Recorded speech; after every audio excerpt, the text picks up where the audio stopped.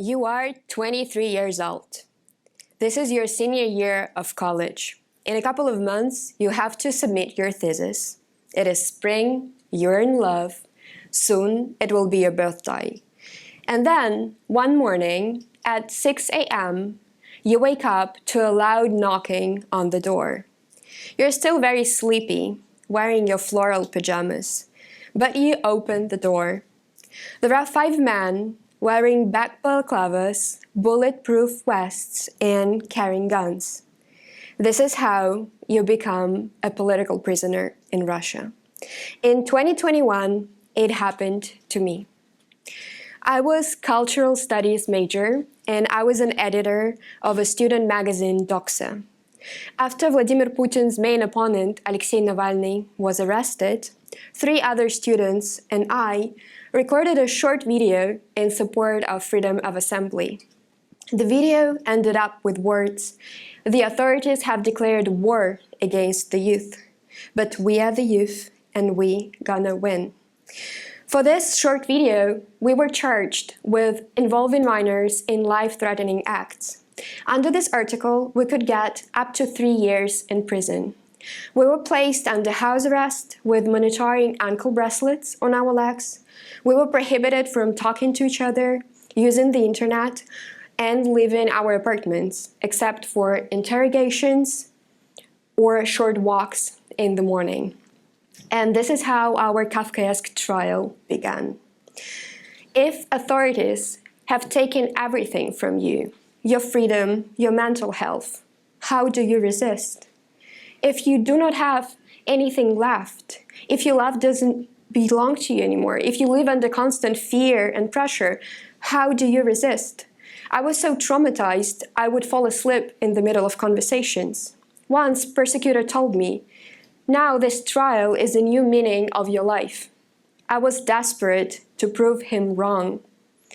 I only had my gift that they could not take away from me. I was a poet.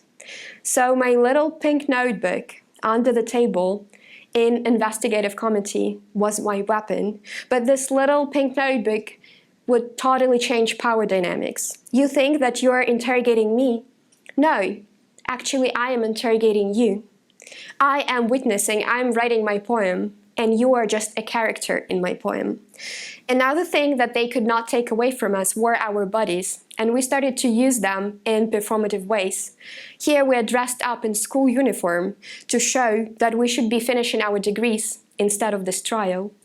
And here we are dressed up as animals to show this is zoo or circus and we are in captivity.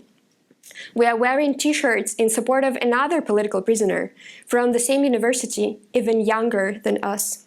And here we are wearing rainbow colors for queer rights. We would also start decorating our monitoring ankle bracelets to use this power and turn their weapon of surveillance into our statement. We made this flash mob asking our support group to come wearing DIY ankle bracelets to show that anyone in Russia can become a political prisoner. And we were also using our words. We would recite poetry in courts, and we would ask our support group to send us most ridiculous words, so we would insert them into our court speeches to show the absurdity of the process. Our process would go on for a year. They tried to prove us guilty for absolutely no evidence. Here, there's their argument. They tried, through thorough expertise, show that I am identical to myself. And there is our argument. Slavoj Žižek made a statement in defense of DOXA, and we made prosecutor and judge watch Žižek's monologue in courtroom for 15 minutes.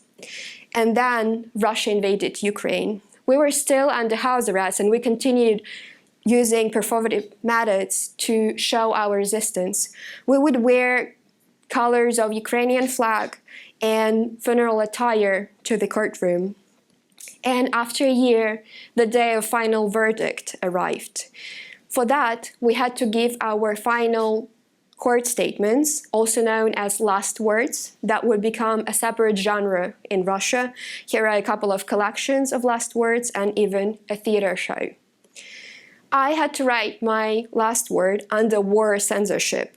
Under that, you could get up to 15 years in prison for speaking up. Yet, I decided to make it an anti-war statement, but in Aesopian, highly metaphorical language. And because it was so metaphorical and poetic, it had become well-known and widely translated. On the day of the verdict, a miracle happened. We got extremely lucky and got 2 years of corrective labor. No prison. They took off our ankle bracelets and we managed to leave the country. To this day, we do not know why they let us go. One of the possible reasons is that we had incredible amount of support both within Russia and internationally. Think of Zizek being our witness of defense. Do you know what is this number? 1,200. This is the number of political prisoners in Russia right now, and most of them do not have that amount of support or visibility. Let me use the remaining time to speak for 3 political prisoners in Russia right now. This is Zarema Musaeva. She got 4 years in prison simply for being a mother of Chechen oppositional activists. She suffers from severe diabetes. This is Valeria Zotova. She got 6 years in prison for a failed attempt to set fire to a military building. She was 19 years old when she was arrested. This is Polina Yevtushenko. She got 14 years in prison for anti-war conversations and posts. She has a 7-year-old daughter. No one should face injustice alone.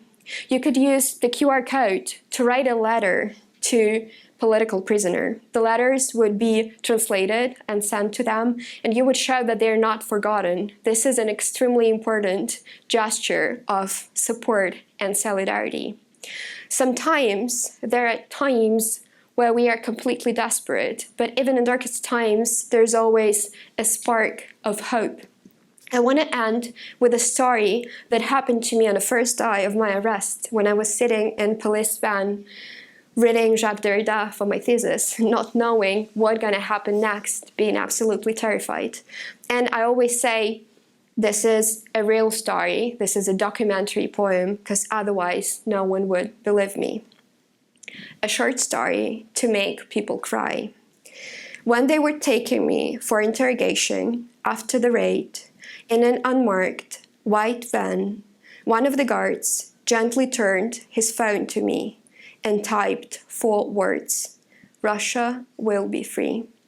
I know that one day Russia and all political prisoners will be free. Thank you.